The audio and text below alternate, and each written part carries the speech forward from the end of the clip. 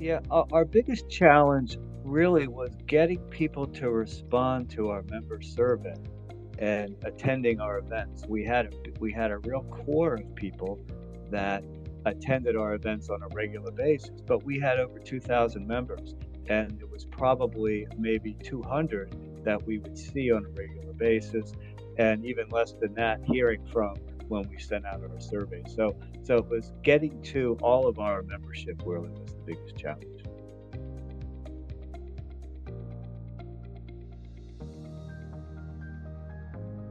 Oh, there were so many. It was a fantastic experience. I have to say we hosted an ISACA international event at the Gaylord Hotel one year while I was president, and it went really well. And that was really a lot of fun. Um, you had executives from ISACA International from headquarters coming in from all over the world to this event at the Gaylord, and a lot of volunteer time went in planning that event, and it was a tremendous success. So that was something that we really celebrated for the chapter. So I would say that's what I think of when I think of a real success. Awesome.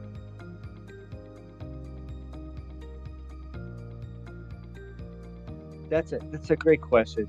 I would say when I was president, during that time, vulnerabilities were really spreading across the internet, and federal systems, who the majority of our members work on federal projects, were being hacked and were vulnerable, and then so we were focusing on scanning and vulnerability management, and so that was something that we changed our programs and education for our members to focus on vulnerability management.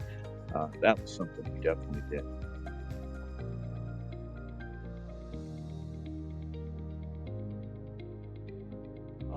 Yeah, we moved sites. So we for years we were having our events at a Holiday Inn downtown in Southwest DC, and that was a great venue for us.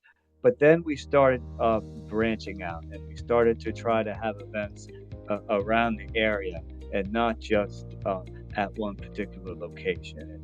And we were trying to just because you have people, it's such a big metropolitan area, you have people from all over the area as members.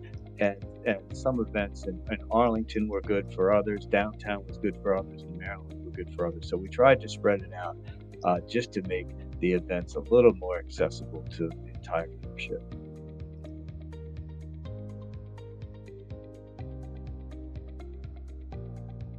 We really built out our website. We had a tremendous webmaster who developed the site, a volunteer, Mike Howard. He developed the site by his own. It was his baby.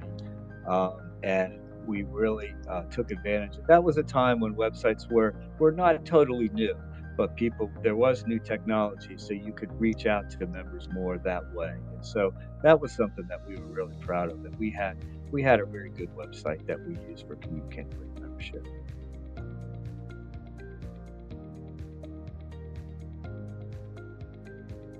Yeah, I think what they've done is tremendous. I know that now the Greater Washington D.C. chapter is the largest ISACA chapter in the world. So, and I think they've done tremendous work in the area of online education. And I think COVID certainly um, helped push them in that direction. But they have a lot of offerings that are virtual only, or you can be virtual, or you can be on site.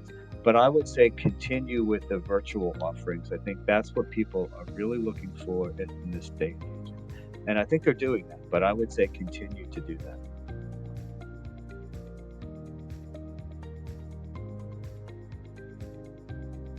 I've always joked that I enjoyed my volunteer jobs throughout my career more than my actual paying jobs. Well, I stock up volunteering for the board of directors and becoming the chapter president is one of those examples. I really enjoyed it. So um, it helped me grow personally as well as my career because it was appreciated by my employer. So I would really just recommend for anybody who wants to volunteer for ISACA national capital area chapter that they do it, or now we're the Greater Washington D.C. chapter. So it helped me grow professionally and personally because volunteering in an industry wide level just made me feel really good about my career. So um, it helped me with my career at my employer, but it also helped me personally as well.